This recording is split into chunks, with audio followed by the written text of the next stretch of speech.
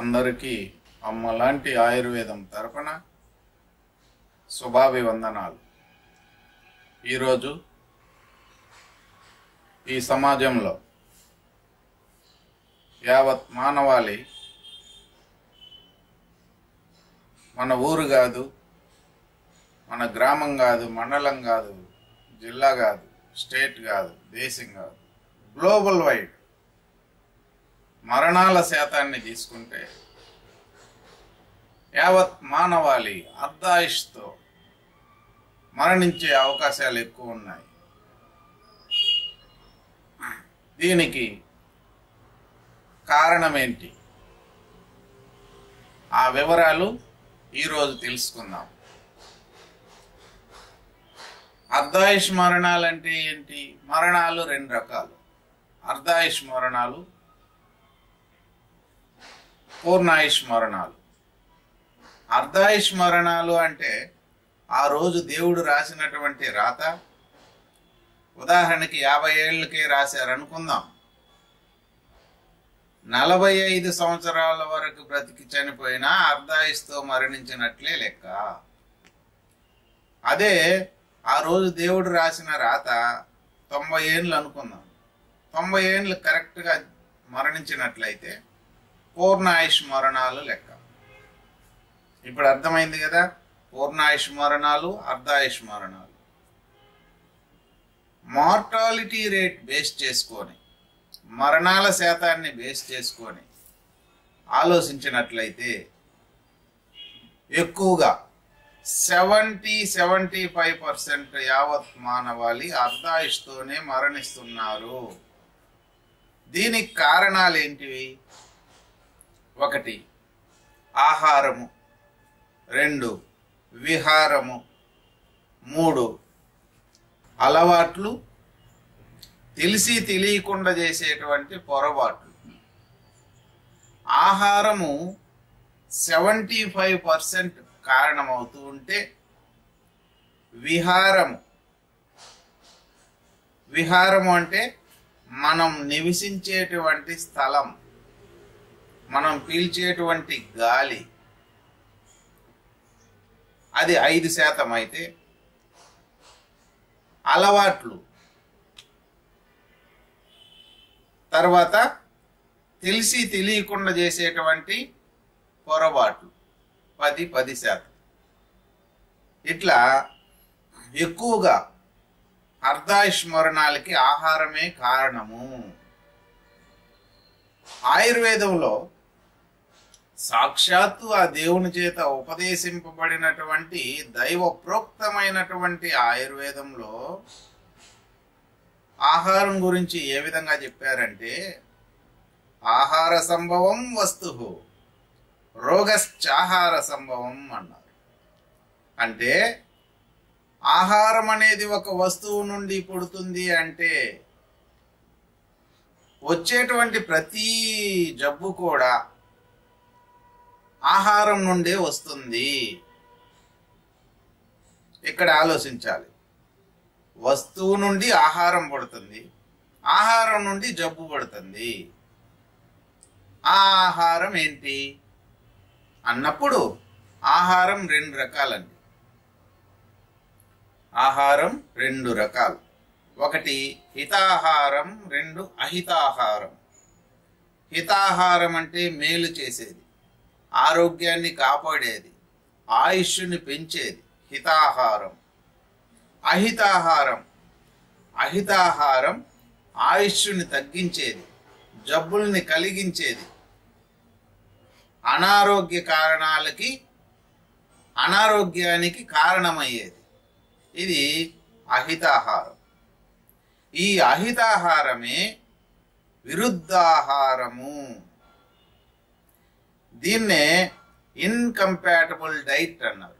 Compatible diet హితాహారం, incompatible diet అహితాహారం. అసలు విరుద్ధాహారం అంటే ఏంటి? నిర్వచనం ఆయుర్వేద పితామహులు చెప్పినటువంటి గోల్డెన్ వాయిస్ చరకాచార్యులు చెప్పింది ఏంటి? విరుద్ధమపి చాహారం విద్యాద్విషక రోపణం. ఇక్కడ ఆలోచించాలి, ఆయుర్వేద మేధావులు కూడా ఆలోచించాలి. విరుద్ధమపి చాహారం, ఇన్కంపాటబుల్ డైట్, అహితాహారం.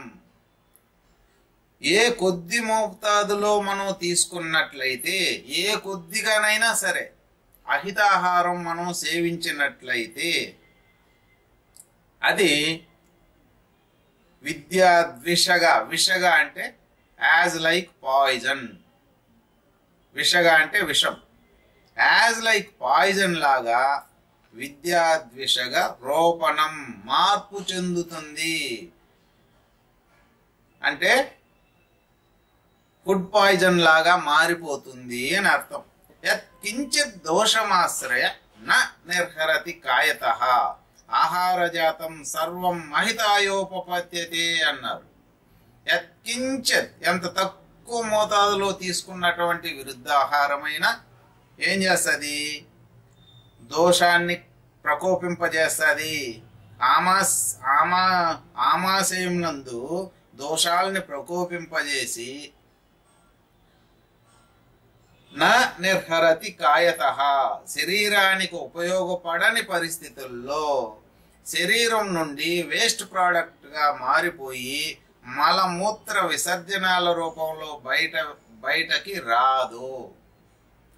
అక్కడే ఉండి డైజెషన్ అయ్యి అందులో ఉండేటువంటి పోషకాంశాలు శరీరానికి పట్టవు.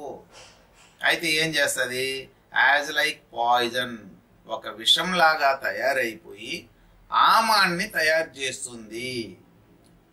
నా నిర్హరతి కాయతః, ఆహారం నుండి విసర్జింపబడదు. ఆహార జాతం, తీసుకున్నటువంటి ఆహారం అంతా సర్వం అహితాయోపపద్యతే, అహితం.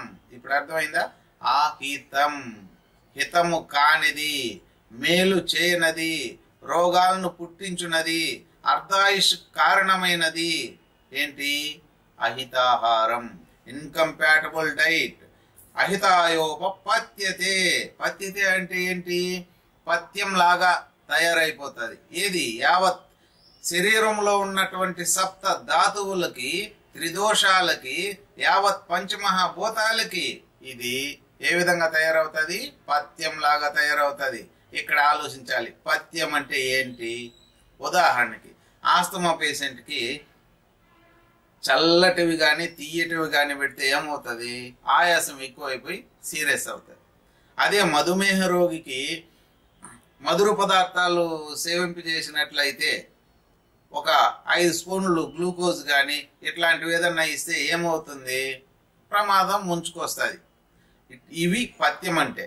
అంటే యావత్ శరీరానికి పథ్యంగా మారిపోతుంది అహితాహారం.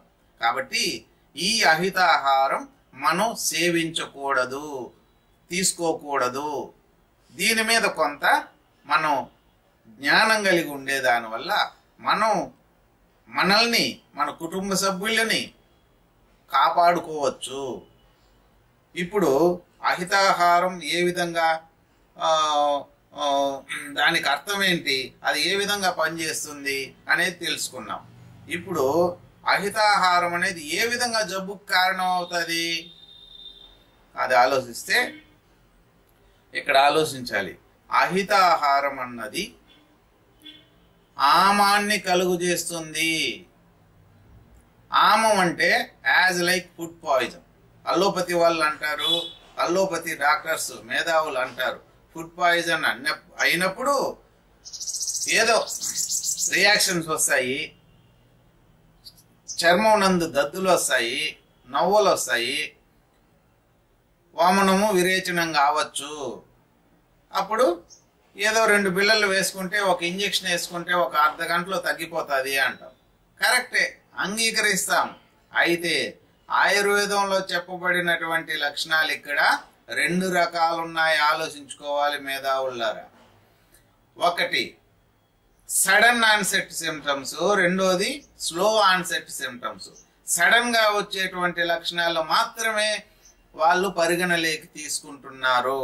అయితే అమ్మ లాంటి ఆయుర్వేదంలో చెప్పబడింది slow onset symptoms. Slow onset symptoms అంటే నెమ్మదిగా ఆమం తయారైనప్పుడు, ఆమాశయంలో అంటే కడుపులో ఆము తయారైనప్పుడు అది బ్లడ్లో కలిసి శరీరం అంతా ప్రసరించి దానికి అనుకూలమైనటువంటి ప్రదేశాన్ని కలిగించుకొని ఆ వ్యాధికి సంబంధించినటువంటి లక్షణాలని బహిర్గతం చేయడానికి కొంత టైం తీసుకుంటుంది. ఇది అల్లోపతిలో ఇంక్యుబేషన్ పీరియడ్ అంటాం. అది కొన్ని సంవత్సరాలు తీసుకోవచ్చు టైము, వెంటనే కలిగించబల్ల కొన్ని సంవత్సరాల తర్వాత జబ్బుల్ని క్రియేట్ చేస్తుంది. అంత టాలెంట్, అంత ప్రమాదకరమైంది ఈ విరుద్ధాహారము. ఆమం అన్నది అంత ప్రమాదకరమైంది. ఆమం అనే దానికి మీకు సులభంగా గుర్తుండడానికి ఒకటి మీ దృష్టికి తీసుకొస్తాను. ఆమవాతము. ఉదాహరణకి ఆమం వల్ల కలిగించేటువంటి డిసీజెస్ ఆమవాతము. ఆమం అంటే ఇందాక చెప్పాం, యాజ్ లైక్ పాయిజన్ అని. ఆ ఆమం వాతంతో కలిసి మనం కీళ్ళలో చేరి రొమటాయిడ్ ఆర్థరైటిస్ అంటారు అల్లోపతిలో. ఆమవాతాన్ని కలిగిస్తుంది. ఈ చిన్న చిన్న వేలల్లో నొప్పులు వస్తాయి, వాపులు వస్తాయి. ఏ విధంగా? వృచ్చిక దంష్ట వేదన. తేలు కుట్టినప్పుడు ఏ విధంగా అయితే సలుపుతుందో, నొప్పి వస్తుందో ఆ విధమైనటువంటి లక్షణాలు కలిగిస్తుంది. దీనికి అల్లోపతి ప్రకారం గనైతే కార్టిజోన్స్ ట్రీట్మెంట్ ఇస్తున్నారు అల్లోపతి వైద్యులు. అది తప్పని నేను చెప్పట్లే. ఆయుర్వేదంలో ఏం ట్రీట్మెంట్ చెప్పబడింది? ఆమ పచనార్థమై చికిత్స చెప్పబడింది. మేధావులారా ఆలోచించండి. ఆమం పచింపజేయాలి. ఆమం పచింపబడినప్పుడు పూర్తిగా చికిత్స చేసినట్లు అర్థం. నొప్పిని తగ్గించటం చికిత్స కాదు, వాపు తగ్గించటం చికిత్స కాదు. అక్కడ ఏదైతే కారణమైందో, నిదానం అంటే కారణం, ఈ జబ్బుకి ఏదైతే కారణమైందో ఆ కారణాన్ని మనం తీసేయాలి. ఏ విధంగా తీసేయాలి? మలమూత్ర స్వేద రూపాలలో బయట తీయచ్చు, లేదంటే ఆమ పచనార్థమై చికిత్స చేయొచ్చు. ఆమ పచనార్థమై చెప్పబడినటువంటి చికిత్సలు కోకొల్లలో ఉన్నాయి ఆయుర్వేదంలో. ఇది ఆమం గురించి. ఈ ఆమము జబ్బును ఏ విధంగా క్రియేట్ చేస్తుంది? ఇంకొంచెం ముందుకెళ్దాం. ఆమం అన్నది దోషాలను ప్రకోపింపజేస్తుంది. దోషాలనంటే ఆయుర్వేదంలో చెప్పబడినటువంటి త్రిదోషాలు, వాత పిత్త కఫ దోషాలని ప్రకోపింపజేస్తుంది. గ్యాస్ ఫార్మేషన్ చేస్తుంది. గ్యాస్ ఫార్మేషన్ చేస్తే పరిణామశూల, అన్నద్రవశూల అంటాం, అజీర్తి. అది అల్లోపతిలో కనైతే గ్యాస్ట్రిక్ అల్సర్, డ్యూయోడినల్ అల్సర్, లేదు రెండు కలిపి peptic ulcer, gastritis, acid peptic disorder, ఇన్ని రకాలుగా పిలుస్తారు. యాసిడ్ పెప్టిక్ డిజార్డర్ అంటే ఏంటి? అన్నాన్ని జీర్ణం చేసేటువంటి జీర్ణరసాలు ఎక్సెస్గా సీక్రేషన్ అవటమే. ఇట్లా అన్నమాట. ఇవి తయారు చేయొచ్చు. ఇంకోటి ఇన్ఫెక్షన్. ఇక్కడ ఆలోచించాలి, ఆయుర్వేద మేధావులు కూడా ఆలోచించాలి ఈ మాట. ఇన్ఫెక్షన్ అంటే ఏంటి? క్రిమి వల్ల వస్తుంది. ఆయుర్వేదంలో క్రిమి అంటే ఏంటి? ఉదర క్రిమి. అది మలజ క్రిమి కావచ్చు, ఉదర క్రిమి కావచ్చు, రెండు ఒకటే. రక్తజ క్రిమి చూడండి, చిన్న బ్యాక్టీరియల్ ఇన్ఫెక్షన్ నుండి లెప్రోమాటిక్ డిసీజ్ వరకు, లెప్రసీ వరకు ఇన్ఫెక్షన్ అంటే తీసుకోవాల్సినటువంటి అర్థం ఆయుర్వేదంలో. చిన్న ఇన్ఫెక్షన్ కానుంటి అంటే బ్యాక్టీరియల్, ఫంగల్, వైరల్, ప్రోటోజోవల్, ఇవన్నీ కూడా ఇన్ఫెక్షన్ కింద తీసుకోమన్నారు ఆయుర్వేదంలో. దయచేసి ఆలోచించండి, మైండ్లో పెట్టుకోండి. తర్వాత కెమికల్ కాంపౌండ్స్ అంటే టాక్సిన్స్ తయారవుతాయి, అంటే విష పదార్థాలు తయారవుతాయి. ఇవన్నీ కలిసి ఇప్పుడు టాక్సిన్స్ తయారవుతాయి అనుకుందాం. టాక్సిన్స్ తయారయ్యి ఏమవుతుంది? ఈ టాక్సిన్స్ తయారయ్యి శరీరంలో ఎన్నో జబ్బుల్ని క్రియేట్ చేస్తుంది. లాస్ట్కి ధాతు క్షయత్వం కలుగుతుంది. ధాతు క్షయత్వం, ధాతువులు అంటే ఏంటి? రస, రక్త, మాంస, మేధు, అస్థి, మజ్జ, శుక్ర ధాతువు క్షీణించబడతాయి. ఈ విధంగా ఆమము తయారైన విరుద్ధాహారం వల్ల తయారైనటువంటి ఆమము ఈ విధంగా జబ్బుల్ని క్రియేట్ చేసి యావత్ మానవాళిని జబ్బులమయం చేసి తద్వారా అర్ధాయుష్కి కారణాలు అవుతున్నాయి. ఈ విధంగా ఈ విరుద్ధాహారం ఏంటివి? అవి ఏవేవి? క్షీరేణ లవణం విషం. పాలు తాగాం, వెంటనే సాల్ట్కి సంబంధించిన వస్తువులు తీసుకోకూడదు. క్షీరేణ మామ్లం విషం. క్షీరేణ మామ్లం, పాలు తాగిన వెంటనే పుల్లటి వస్తువులు ఏది తగలకూడదు. ఉదాహరణకి రాత్రిలో నిద్రపోతామండి, ఉదయానికి జీర్ణం కాదు, అజీర్ణమై ఉంటుంది, పొల్లగా తేపులు వస్తుంటాయి, అంటే ఆమ్లత్వం కడుపులో ఉంది అని అర్థం. కరెక్టా? ఈ పరిస్థితుల్లో నిద్ర లేయంగానే పాలు తాగితే, టీ కాఫీ తాగితే అందులో పాలు ఉంది కదా, మరి ఆ పాలు అక్కడ ఉన్నటువంటి ఆమ్లత్వంతో కలిసినప్పుడు పాయిజన్లా మారిపోతుంది. అలాగే క్షీరేణ లసునం విషం. క్షీరేణ మాంసం విషం. క్షీరేణ మత్స్యం విషం. క్షీరేణ తిలసుస్కిలి, అంటే తెలంగాణలో దీన్ని చెకిలాలు అంటారు, మనం ఇక్కడ వడియాలు అట్లా అంటాం. పాలు తాగిన వెంటనే ఈ వస్తువులు గంటన్నర వరకు భుజింపకూడదు. ఇవి ఇన్కంపాటబుల్ డైట్. సపోజ్ పెరుగు తీసుకున్నాం అనుకోండి, మనం అన్నం తినేటప్పుడు తప్పనిసరిగా లాస్ట్లో పెరుగు తీసుకుంటాం. పెరుగు ప్రత్యేకించి రాత్రిలో తినకూడదు.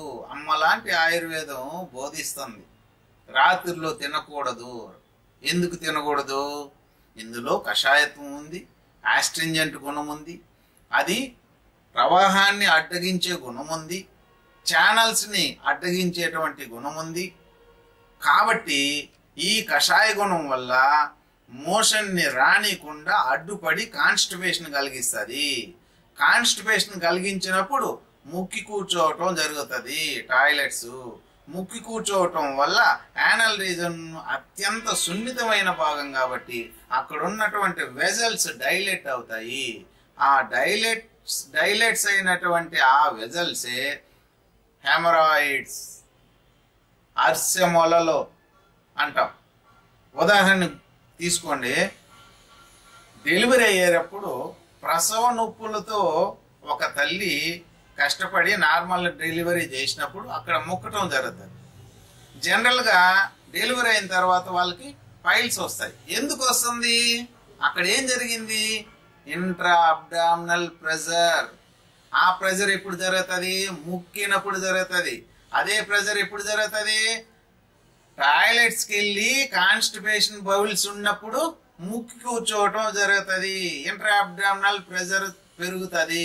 ఎప్పుడు? రాత్రిలో పెరుగన్నం తిన్నప్పుడు. కాబట్టి రాత్రి యందు పెరుగన్నం తినకూడదు. ఏమే అలాగే పెరుగన్నం తినేటప్పుడు అందులో మామిడి పళ్ళు, అరటి పళ్ళు ఇవి కలుపుకొని కమ్మగా తింటారు. అట్లా తినకూడదు. అట్లా తిన్నట్లయితే ఆ కాంబినేషన్ అనేది ఇన్కంపాటబుల్ డైట్గా, విరుద్ధ ఆహారంగా పరిగణించబడింది. ఇంకొకటి, పెరుగన్నం చేయాలంటే ముందు ప్యాన్ తీసుకొని ఆవాలు, ఉద్దిపప్పు, మిర్చి ఇది వేసేసి ముందు పెరుగు వేస్తారు. మన అమ్మలు కానీ తోబుట్టులు కానీ ఎవరైనా పెరుగన్నం చేయాలన్నప్పుడు ఆ నూనెలో ముందు పెరుగును వేడి చేసి తర్వాత అన్నం కలుపుతాం. అది శాస్త్ర విరుద్ధం.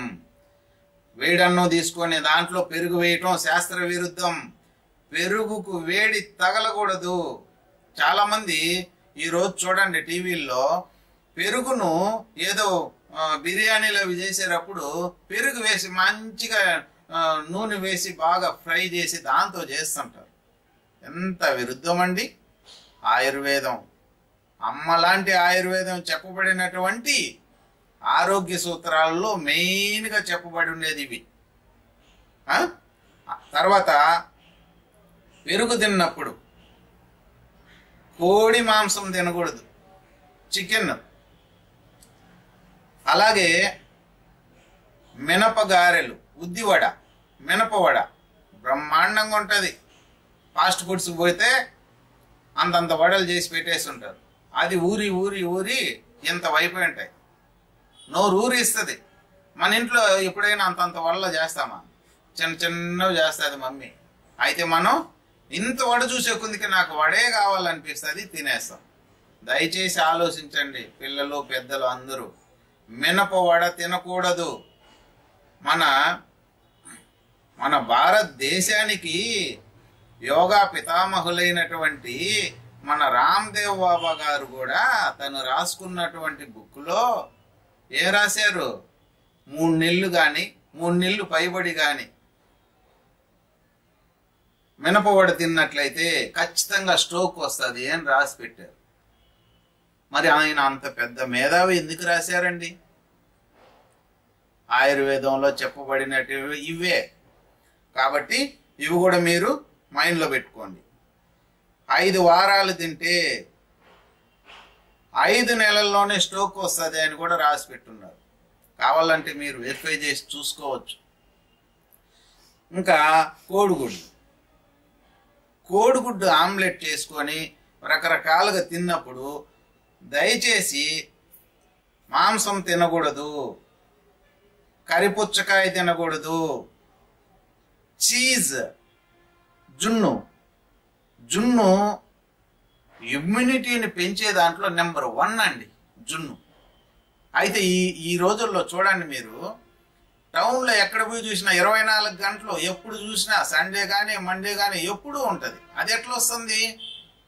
అది ఎట్లా సాధ్యం?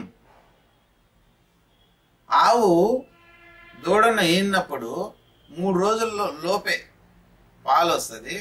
3 రోజుల లోపు వచ్చేటువంటి పాలే జున్నుగా తయారు చేయొచ్చు. తర్వాత చేయకూడదు. అందులో పోషకాంశాలు ఉండవు. 3 రోజుల లోపు ఇచ్చేటువంటి ఆ ముర్రిపాలే అత్యంత పోషకాహారాలు కలిగి ఉంటాయి. ఇమ్యూనిటీ బ్రహ్మాండంగా పెంచుతుందండి. దీంట్లో నో డౌటే పని లేదు ఈ విషయంలో. అలాంటి జున్నునైనా కోడిగుడ్లు కాంబినేషన్లో తీసుకోకూడదు. తర్వాత మామిడి పళ్ళు అందరికీ బాగా నోరూరిస్తుంటాయి. అది తీసుకున్నప్పుడు దోసకాయ, జున్ను, యాగ్రూట్ ఫ్రూట్ ఇవి కూడా తినకూడదు. ఇంకొకటి 2 రకాల మాంసం ఒక్కసారి తినకూడదు సుమా. ఫంక్షన్కి వెళ్ళాం, గ్రాండ్గా అరేంజ్ చేసినారని 2 రకాల మాంసం తినేస్తుంటారు. ఇది ఆయుర్వేద వైద్య శాస్త్రానికి విరుద్ధం. ఇది విరుద్ధ ఆహారం. 2 రకాల మాంసం ఒక్కసారిగా తినకూడదు. అట్లా తినవాలని అనుకుంటే 1.5 గంట గ్యాప్ ఇచ్చైనా తినవచ్చు. తర్వాత ఫిష్, గుండె జబ్బులు ఉన్నా కానీ ఫిష్ తినచ్చు అంటారు. మనం కూడా దాన్ని అంగీకరిస్తాం. ఏ సిస్టమ్ ఆఫ్ మెడిసిన్లో కూడా దాన్ని అంగీకరిస్తాం. అయితే ఈ చేపలు ఫస్ట్లో చెప్పాను, క్షీరేణ మత్స్యం విషం.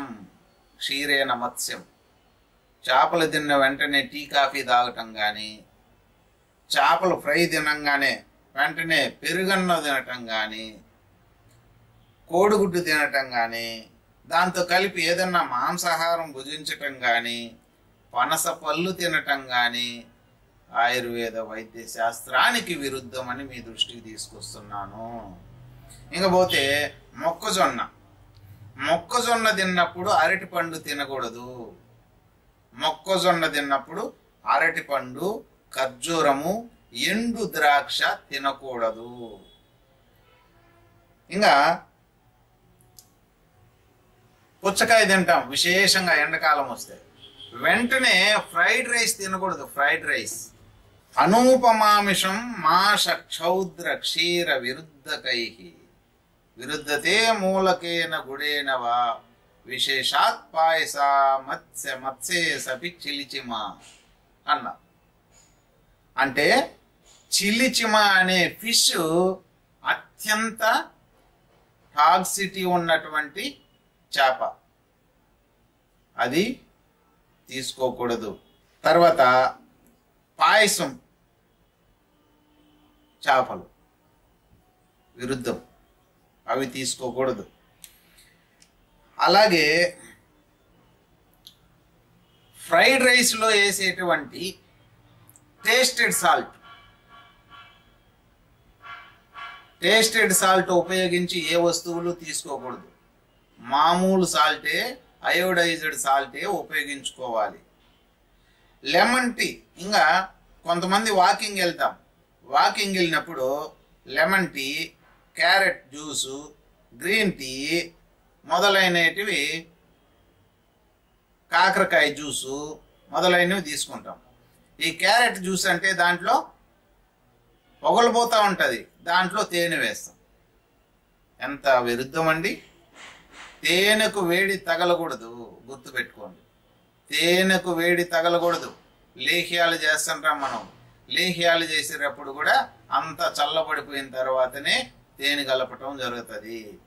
కాబట్టి తేనెకు వేడి తగలకూడదు. ఆ మధ్యలో ఒక పేపర్కి వచ్చింది, పేపర్లో నాకు వాట్సాప్లో ఒక మెసేజ్ వచ్చింది. అదేంటంటే పనస తొల్ల తిని సోడా, ఈ కోకోకోలా తాగినటువంటి వ్యక్తి గంటలోనే శ్వాసావరోధం వచ్చి కుప్పకూలి పడిపోవటం, హాస్పిటల్కి తీసుకెళ్తే గంటలో చనిపోవటం. ఆ డాక్టర్లు దీని మీద ఆరాధీసి ఆ 2 కాంబినేషన్ తీసుకురమ్మని అవి తీసుకొని వచ్చి టెస్ట్ చేస్తే 5 కోబ్రాస్ ఒకేసారి కాటేస్తే ఎంత విషమైతే వస్తుందో అంత విషం అందులో తయారైంది అన్నారు. ఇదే ఆయుర్వేదంలో చెప్పబడినటువంటి విరుద్ధాహారము. అప్పుడు అనుకున్నాను నేను, కరెక్టే, ఇది ఇన్కంపాటబుల్ డైట్ అని. ఆ విషయాన్ని కూడా మీ దృష్టికి తీసుకొస్తున్నాను నేను. కాబట్టి నా ప్రియమైన యావత్ జనానికానికి నేను చెప్పేది ఏంటంటే, ఆయుర్వేదంలో చెప్పబడినటువంటి ఈ విరుద్ధాహారం తీసుకోకూడదు. తర్వాత ఈ విధంగా తీసుకున్నప్పుడు ఆమం తయారై జబ్బుల్ని క్రియేట్ చేస్తుంది అన్నాం కదా. ఏవేవి క్రియేట్ చేస్తుంది? మనకు వచ్చేటువంటి జబ్బులు 75% జబ్బులు ఈ విరుద్ధాహారం వల్ల తయారవుతున్నాయి. అందుకే అన్నారు రోగశ్చ ఆహార సంభవం. రోగశ్చ అంటే రోగాలన్నీ, ఆహార సంభవం ఆహారం నుండే పుడుతున్నాయి. కాబట్టి ఈ విరుద్ధాహారం తీసుకోవద్దు. నెక్స్ట్ విహారం. విహారం అంటే ఏంటి? మనం నివసించేటువంటి స్థలం. మనం నివసించేటువంటి స్థలం ఏదన్నా మురికి వాడాలనుకోండి, కలుషితమైనటువంటి గాలి, ఈ ఫ్యాక్టరీల మధ్యలో ఇట్లా నివసించే వాళ్ళకి, మురికి కాలువలు, మురికి గుంటల మీద నివసించే వాళ్ళకి కూడా కొన్ని జబ్బులు వస్తాయి. వాటి వల్ల జబ్బులు బారిన పడి ధాతుక్షేత్రం జరిగి అర్ధాయిస్తూ మరణించేటువంటి అవకాశాలు ఉంటాయి. ఆహారం, విహారం. అలవాట్లు, ఉదాహరణకి ఆల్కహాలిక్, మందు కొట్టే అలవాటు ఉందనుకోండి, వాళ్ళకి ఏమవుతుంది? లివర్ చెడిపోతుంది.